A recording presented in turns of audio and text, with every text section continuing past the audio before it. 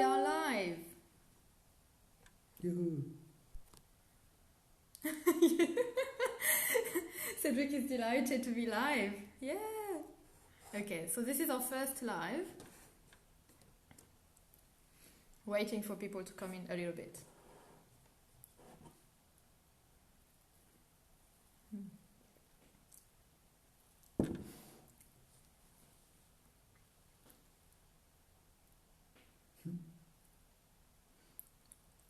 All right, we're gonna start now anyway.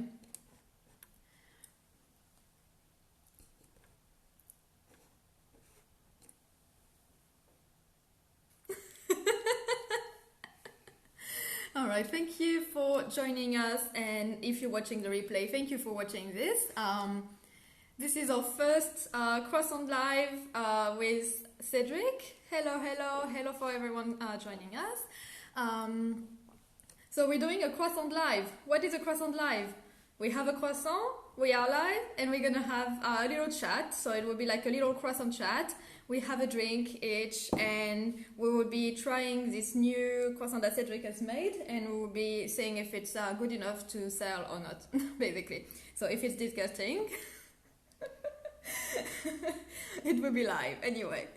All right, so we will be having some drinks as well. So Cedric is having a, how do you say it? Genmaicha.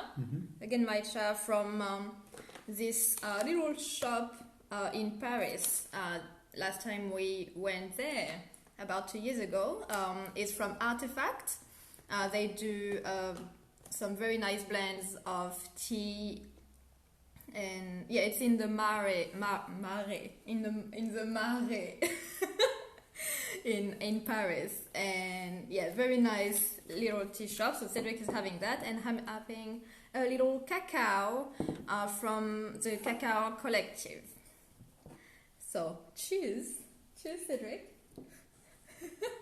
Cedric is camera shy, so if you want to say hi to him and cheer him up a little bit, he doesn't, like, he's hiding there in the corner.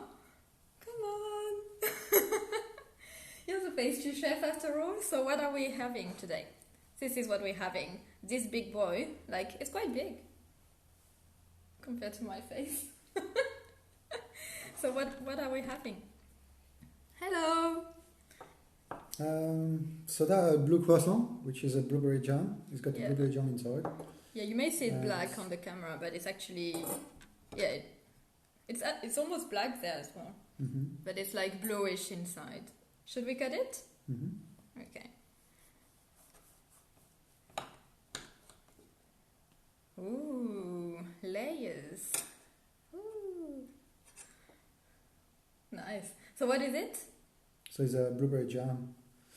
I use some fresh blueberries that transform it in jam.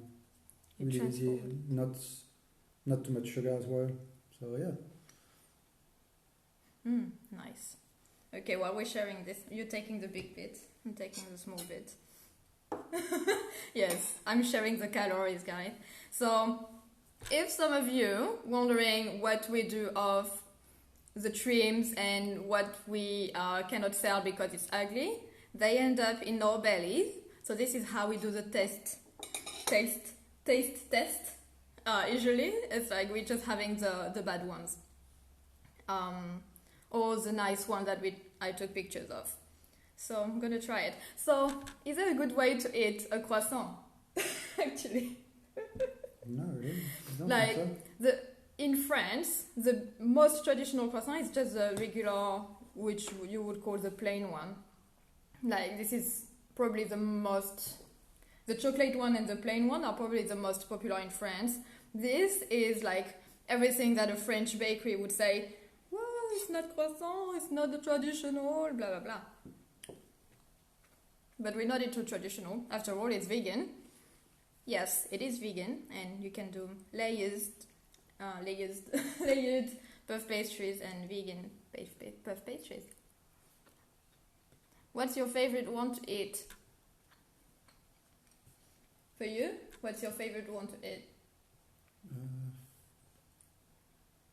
I got many to come, so I don't know yet. You don't. So like your favorite one would be in the future. Yeah, there's no really. So far, like your go-to. It's dangerous. No. You don't know? For me, it would be the chocolate one, I think. Like the chocolate one for me is like my classic. So this is the one I used to have the most when I was a kid. And probably now as well. Like, and the almond one is pretty good as well. Like you do a great almond, which we call Frenchies, which is like the cream we put inside. It's not marzipan. Marzipan and Frenchies are not the same thing. It's like a light almondy cream made with is it made with almond flour, right? Mm-hmm. Yeah. So that's probably our favorite, my favorite. But for you like the almond one sometimes as well. Yeah, no, I make them too much. Yeah, that's a problem with Cedric. If you ask him what he prefers of his own pastries, it would be something that he hasn't tried yet because he's so bored with his actual creations or his current creations. So my way of eating a croissant, you may not notice, but like I like to peel the layers, which would be a bit dangerous for this one because it's full of blueberry jam. It's good. It's good. I like it. It's fresh. I mean, we had it in the fridge, which will be like probably the wrong way to actually have a croissant. But yeah, it's nice and it's not too sweet actually. That's nice. I'm gonna have chocolate all over my face. My cacao is very frothy. It's very it looks like a chocolate mousse. So, we wanted to talk about croissant. How do we say croissant? And all the wrong things. No, all the words in French that are mispronounced in English. And this is one of those things. How do you say croissant? How do you say croissant, Cédric? Like how you just said. It's croissant. And I find it harder to say it when I say an English sentence than when I say it in French. Like it sounds more natural for me to say it like as part of a French sentence and as part of an English sentence. So I feel very French when I say it as part of an English sentence. Like I feel very posh French, cliché, typical. So yeah, so I guess most of you would say croissant and you would pronounce the T, which is probably one of the biggest mistake non-French speakers do when you say a French word, because there's this other French word which is bon appétit, which also finishes with a T at the end, and you would pronounce it bon appétit, which is wrong. It's wrong. It's bon appétit. So if you want to sound French, or if you want to sound bilingual, don't pronounce the T in the end. That's true, right? Yeah. That's true. If you want to sound French or bilingual, don't pronounce the T in the end. Just say bon appétit or croissant. And like, it sounds very posh when I say it, right? Like croissant. Like I think I say just croissant in a regular plain thing. Do you talk French to each other at home or English? Or both? Both. You have a gem now in your teeth. Yeah. That's a problem, eating and speaking at the same time. We actually speak mainly French at home because that's our language in common, and we met in a context where we were speaking French. We actually met in London, but we knew we were French, and yeah, like it was part of like a French context, so that was easier. What are you doing? Taking water? Taking water? No. So, it's going to take some more croissant. Stay tuned. Is that what you're doing? Yes. It's taking some more croissant. So yeah, we used to speak French a lot. Like, I mean, we speak French between us. But living in an English language country, like in English speaking country, we tend to have English words coming up here and there. So what do we say in English as part of a conversation? A lot of things, actually. It's like, what do we say in English as part of like a French conversation?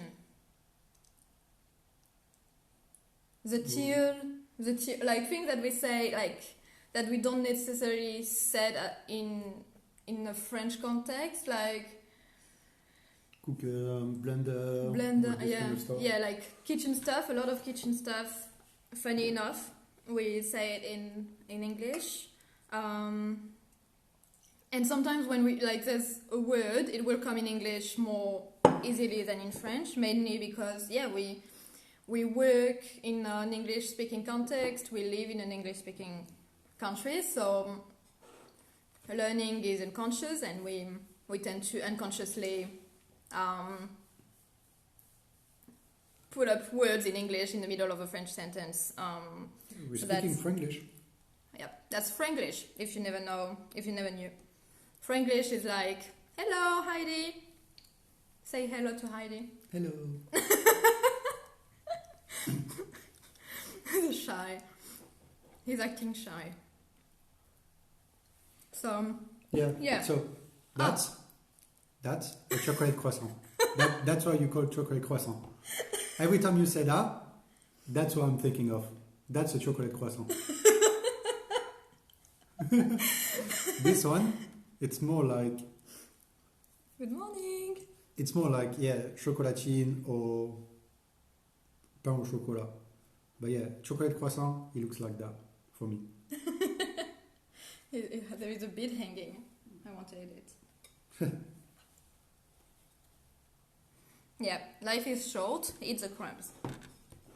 So all the things we say were wrong in English,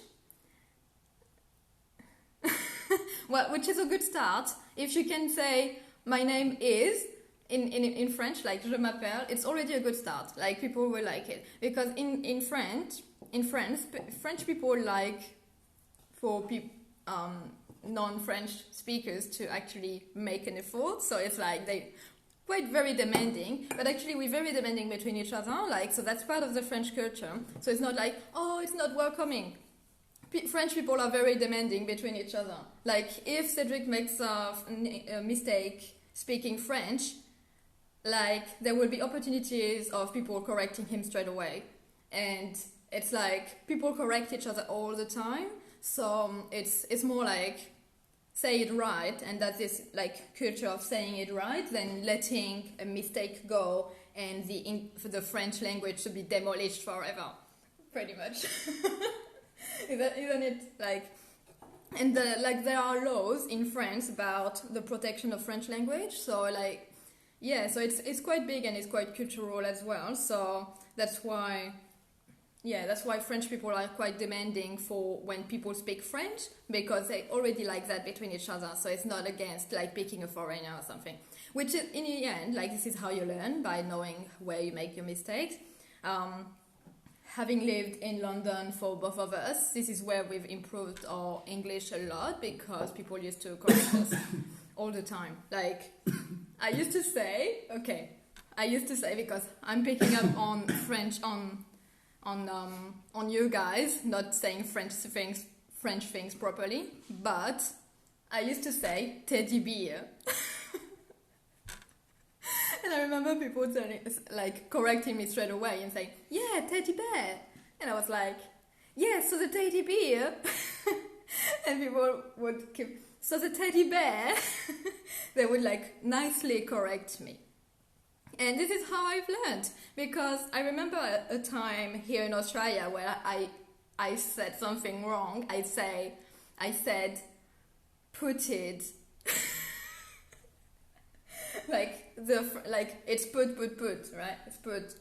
And I remember saying, I put it here. And someone made fun of me, but I didn't know why. So I was like, oh, okay, so maybe that's my French accent, like, it's funny. But it's not, like, it's just because I said it wrong. And I discovered my mistake. Like later on, when I actually I was going through like learning again the English verbs, and this is where I saw put, and I was like, okay, this is why someone was making fun of me. So yeah, like French people don't mind being corrected. Oh, I mean, some people actually hate being corrected, actually, but that's another discussion. So this pain au chocolat or chocolatine. This is a French debacle, so you will never get it right. You will never get it right. And actually, some places in France would call it petit pain. Like I've lived in Alsace for about a year, and they used to say petit pain for all things like this, like all little like Danish like puff pastries. So yeah, so you will never get this right.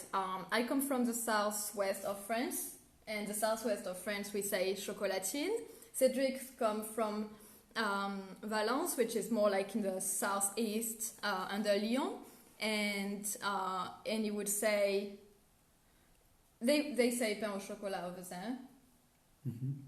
Most of the time. Like I know that your friends from over there are picking us, are picking on us because we write chocolatine for this. Yeah, like if you go to the southwest part of France, this is what they would call it. But if you go to Paris and other parts, they would mainly call it pain au chocolat.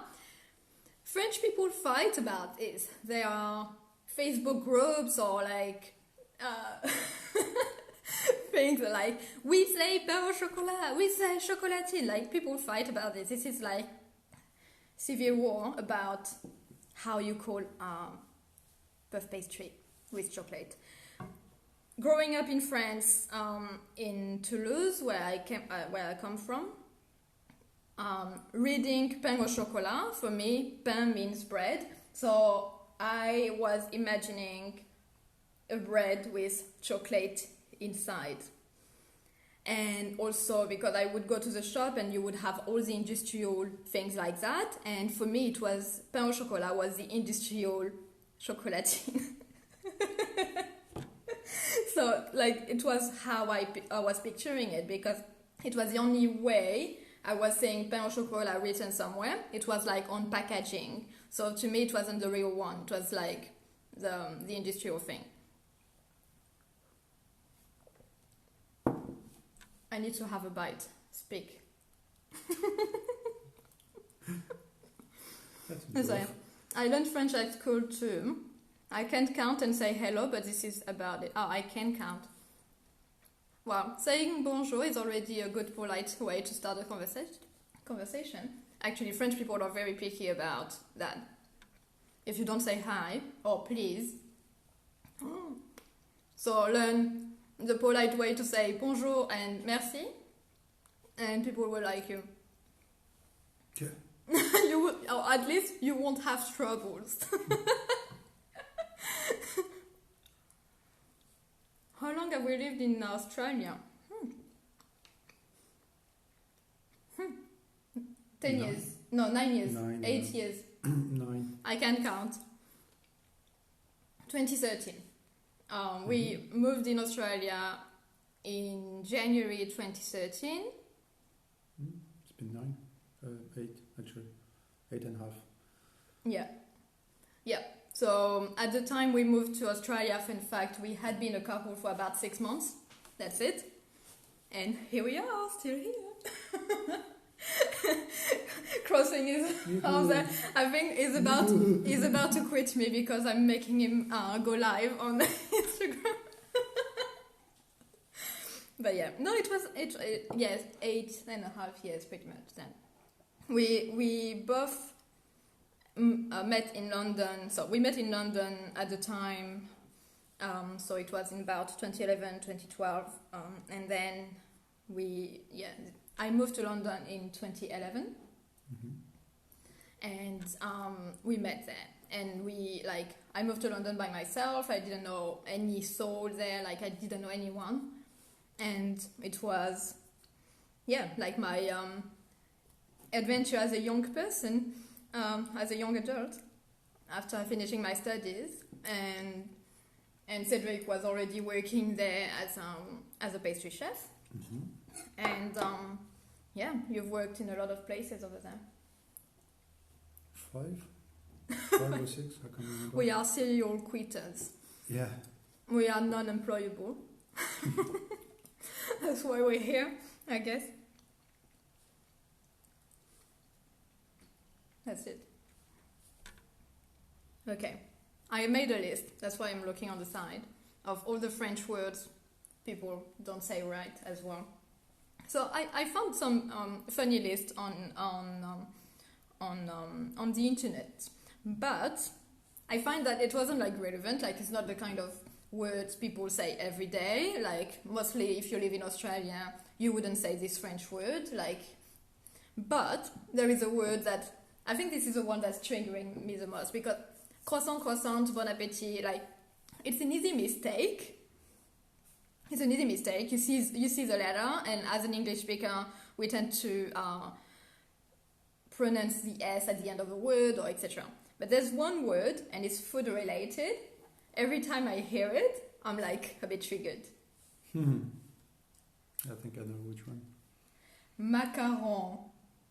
No, that's not the one I was thinking. Oh, okay. Which one were you thinking about? Vanilla slice. Vanilla slice. Oh, yeah. We'll talk. Oh, actually, it's in my list as well. We'll talk about it later. Okay. Things that trigger us. Now, people saying macaron. I can't stand it. I need to listen and say croissant too. Yeah, croissant. And if you want to sound just blasé, croissant. Like that. No T. Basically, we don't pronounce the T. Yeah, so croissant. Yeah, macaron. Oh, like I cannot even say it. It's like so people. It's not macaron. It's macaron.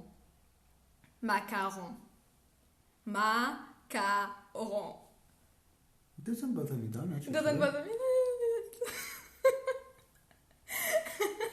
So okay, Cedric's biggest trigger. Now, what's Cedric's biggest trigger? The vanilla slice. Yeah, but the vanilla slice is not. The vanilla slice is not the biggest part. Like the vanilla slice is not. It's different. It's just the way it looks. It's a bit annoying. It's a bit annoying. So what annoys you in the look of a vanilla slice? I think we're going into unpopular opinions thing. Then we have a lot of unpopular opinions. So okay, let's go. What was that? Sorry. Your vanilla slice. What bothers you the most about people saying vanilla slice? Or the vanilla slice in general? Yeah, it's just the vanilla slice itself. It doesn't fancy the idea of this pastry. I mean, meanness, like I say here, but especially when you know the history of the millefeuille is like it was for the king in medieval age, and people don't see you. It was for the king, so basically it was something so refined that now you got this big chunk of vanilla pastry cream between 2 layers. Doesn't make sense for me.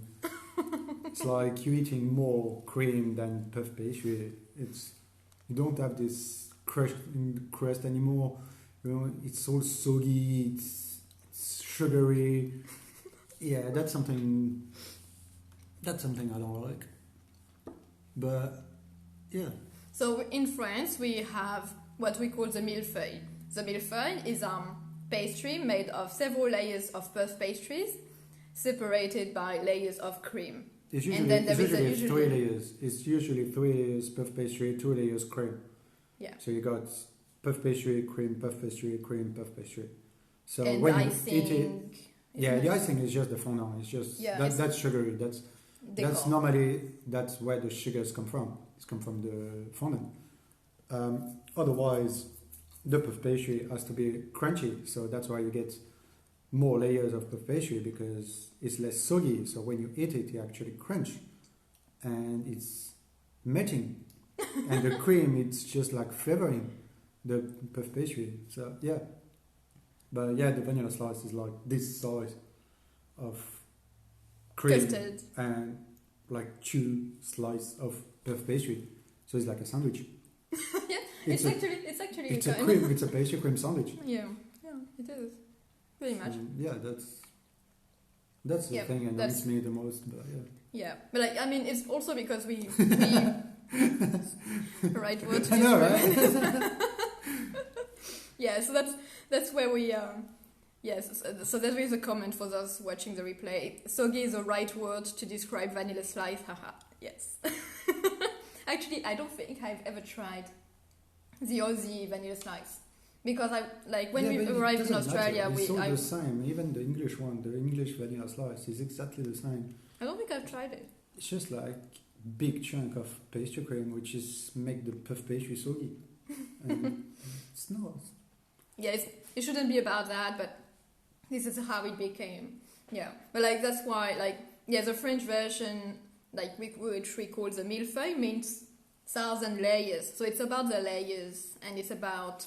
It's about the crunchiness. Yeah. It's about all the flavors together. Yeah, it's almost like you eat it and you have a lot of pastries on your mouth.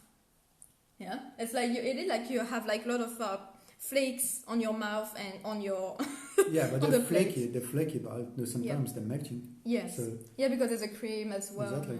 So it's semi-soggy, semi-flaky. Exactly. So. Yeah.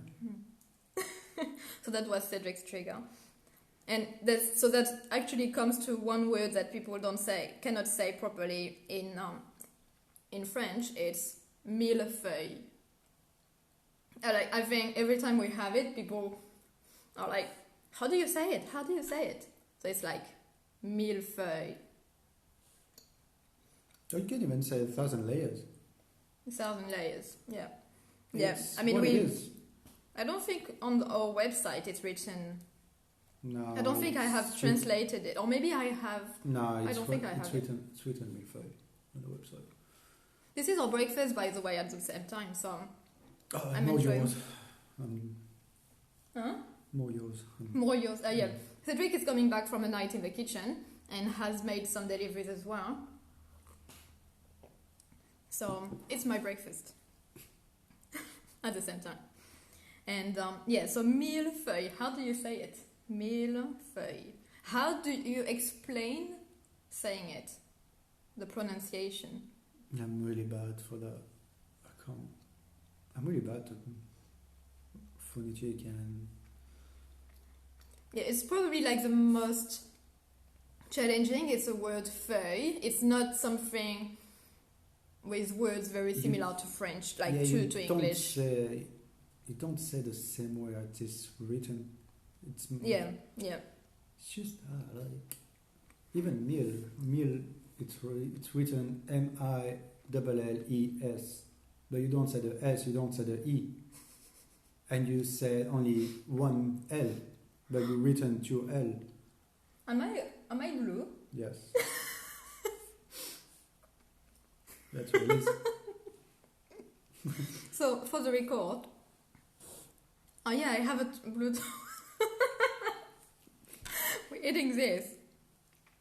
And Cedric put a jam inside. So if you've been to the market in the past couple of weeks, we had this croissant. I mean, the full version, of course, of this, but it was with blueberry cream inside. And today we're trying the one with blueberry jam inside. Very good. The jam is not very sweet. It's not overly sweet, which is good. I think this is why I like puff pastries more than other things. It's not overly sweet. We don't put a lot of sugar in it, so it's nice. But now I have a blue tongue. Shit. Okay, I need to have a bit of a drink.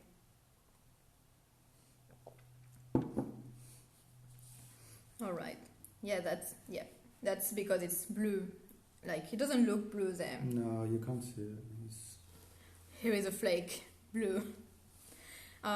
Yeah, so I think that was the only pain au chocolat. Yeah, millefeuille and feuilleté. Feuilleté, like it's basically feuilleté. It's a buff pastry. It means buff pastry. Well, feuille means paper. Yeah, and feuille means Basically, paper, like paper, feuille means like paper. that paper. So millefeuille, 1,000 paper. Yeah. That's how it should look Yeah. like. Yeah. Yeah. Yeah, that's why I call it layers, because it's like Yeah. 1,000 layers, because it's more like that. Anyway, did you want to add anything else? I don't know how long we've been live for, but it's been a good one. Mm-hmm. So that was our croissant chat. If you're just joining us now, we had a croissant chat, having a chat over eating our breakfast croissant. And if you liked it, we will do some more, and we will talk about all the things as French people cannot say in English, because we took the piece of you, but now we have to give in return, right? So there's a lot of things we cannot say in English. There's one word in particular, like I still don't know. But yeah, we'll keep it for the next time. Stay tuned, and yeah, if you like it, give us a thumbs up. You know, we're not on YouTube. Double tap, leave a comment, contribute to the conversation. What is a French word you cannot say? And what is your favorite puff pastry? Is it croissant? Is it chocolate one? Is it millefeuille? Oh, I don't know. All right. I will finish my croissant in out of the fame of Instagram, and we will catch up with you tomorrow at the farmers market, Kaila. Sunday we will be in Frio, actually. So Frio farmers market on Sunday morning. We're back, and Saturday morning, so tomorrow, on at Kaila farmers market as always. Website is open for deliveries Thursday to Sundays, and we'll have a new market location next month. Stay tuned, we'll announce it very soon. That's north of the river market location. We'll hope we will see you around, and in the meantime, have a great Friday. Enjoy your day. It's nice and sunny out there. Enjoy a bit of vitamin D, and see you soon. Bye bye.